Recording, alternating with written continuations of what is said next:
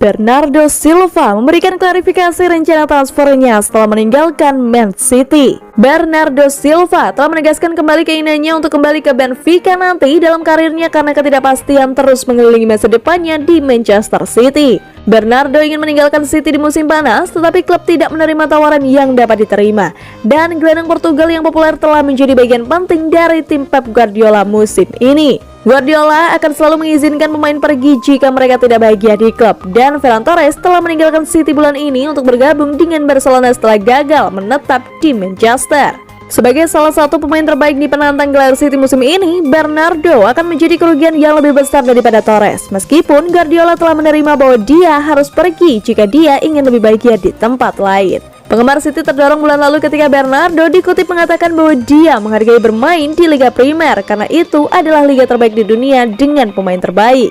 Sekarang Bernardo telah ditanya tentang ambisinya yang lama untuk kembali ke klub masa kecil Benfica ketika ditanya oleh majalah E-Expresso di Portugal dalam peran apa yang ingin dia kembalikan. Dia berkata via Ebola, "Pelatihan dan memimpin tidak masuk akal. Bermain tanpa ragu jika mereka menginginkan saya di sana." Setelah mengkonfirmasi niatnya untuk kembali ke Benfica sebagai pemain di beberapa titik dalam karirnya, Bernardo juga memuji manajemen Guardiola yang buat skuad City yang terdiri dari pemain kelas dunia tetap bahagia meski sering dirotasi. Saya pikir Guardiola memiliki sedikit dari segalanya. Dia sangat lengkap. Saya tidak akan menyebutkan nama, tetapi saya memiliki pelatih yang sangat bagus secara taktik. Saya pikir kekuatan terbesar Guardiola adalah selain menjadi pemain di level yang sangat tinggi yang memberinya perspektif tentang apa yang kami rasakan, sisi teknisnya sangat kuat. Tentu saja selalu ada pemain yang tidak menyukainya dan ada yang menyukainya. Tapi itu seperti yang lainnya. Tidak ada pelatih yang memiliki 25 pemain yang berpihak kepadanya. Itu sangat sulit. Dia mengelola bagian taktis, bagian manusia, dan mengelola ruang ganti bukanlah apa-apa. Tidak ada yang mudah, terlebih lagi dalam tim sekuat kami. Sebagian besar pemain menghabiskan biaya 50, 60, 70, 80 juta. Dia berhasil mempertahankan pemain yang menghabiskan biaya sebanyak ini di bangku cadangan untuk begitu banyak pertandingan. Dan bahkan saat itu tidak ada masalah besar. Saya pikir ini menunjukkan betapa bagusnya dia dalam mengelola ruang ganti.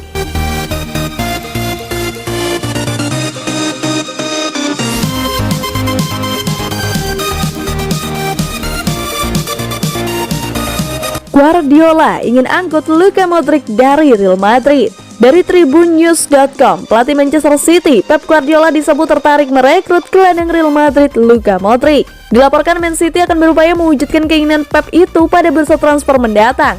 Dilansir dari laman Catalan El Nacional, manajer Manchester City Pep Guardiola tertarik untuk memboyong andalan lini tengah Real Madrid Luka Modric ketika kontraknya berakhir pada akhir musim yang sedang berlangsung. Direkrut dari Tottenham Hotspur pada musim panas 2012, Modric telah mencatatkan dirinya dalam sejarah Real Madrid sebagai salah satu gelandang terhebat yang pernah bermain untuk klub. Setelah musim debut yang buruk, cara pemain Kroasia itu bangkit dan membantu raksasa Spanyol meraih La Decima sungguh luar biasa. Modric memegang andil besar dalam 3 kemenangan Liga Champions UEFA berikutnya di bawah Zinedine Zidane juga. Sementara ia juga memecahkan duopoli Cristiano Ronaldo, Lionel Messi dalam penghargaan Ballon d'Or. Hingga saat ini, gelandang veteran yang berusia 36 tahun awal pekan ini telah membuat 392 penampilan untuk Real Madrid, mengantongi 28 gol dan 62 assist. Lepas dari usianya, Modric terus mempesona di lapangan dan tetap menjadi bagian integral dari Real Madrid. Namun, dengan kontraknya yang akan berakhir pada akhir musim, Manchester City siap untuk masuk dan mengikatnya kembali ke Inggris. Laporan tersebut menyatakan bahwa manajer Guardiola tertarik untuk menambahkan seorang gelandang yang memberikan keseimbangan sempurna antara serangan dan pertahanan ke jajarannya.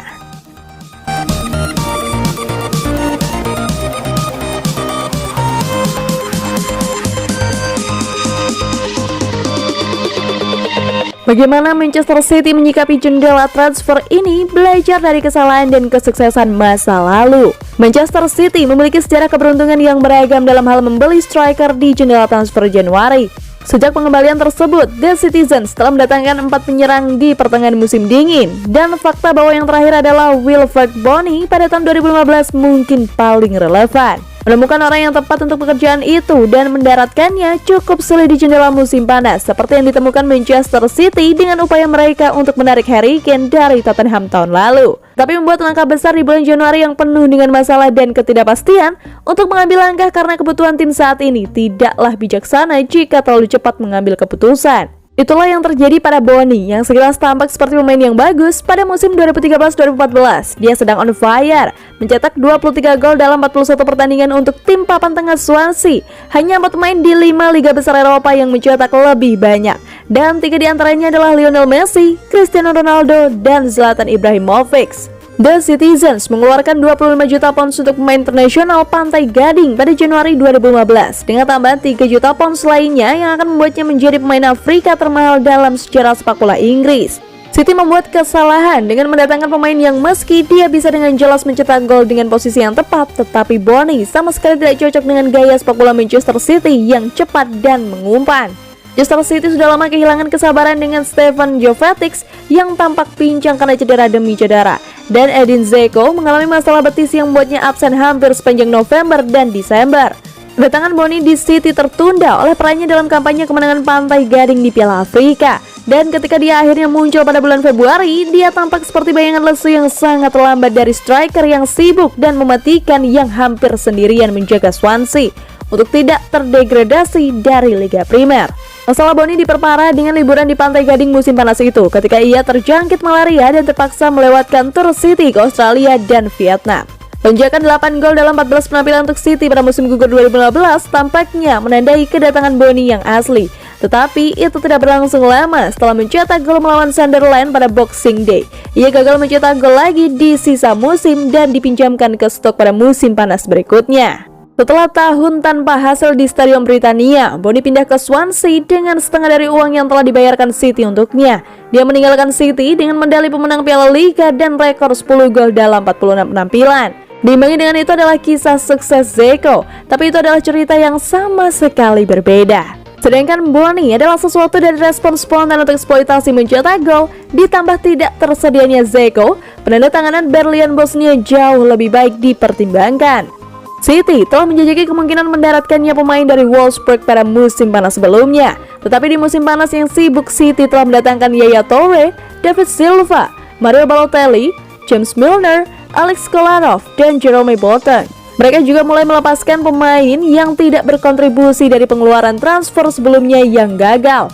Dengan Emmanuel Adebayor, Rescue Santa Cruz, dan Joe semuanya dipinjamkan. Jadi ada banyak ruang untuk striker lain pada saat jendela Januari 2011 dibuka.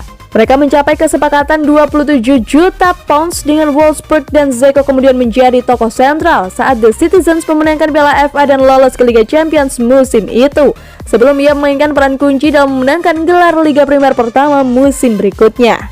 Kedua transfer tersebut menunjukkan kontras antara terburu-buru ke dalam kesepakatan karena kebutuhan yang dirasakan dan hanya mempengaruhi kesepakatan yang sudah ada di kartu tetapi muncul dengan sendirinya lebih awal.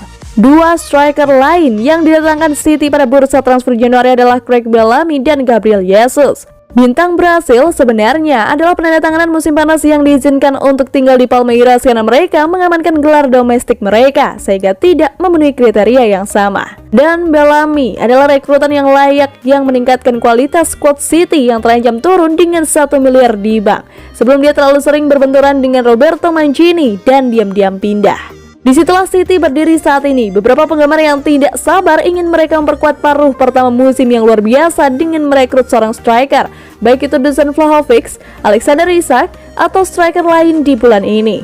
Tapi City telah menunjukkan bahwa mereka tidak hanya bisa bertahan tanpa striker, tetapi mereka juga bisa berkembang dan bahkan jika musim berakhir dengan kekecewaan, menyalahkan kegagalan, mendaratkan striker jelas tidak adil.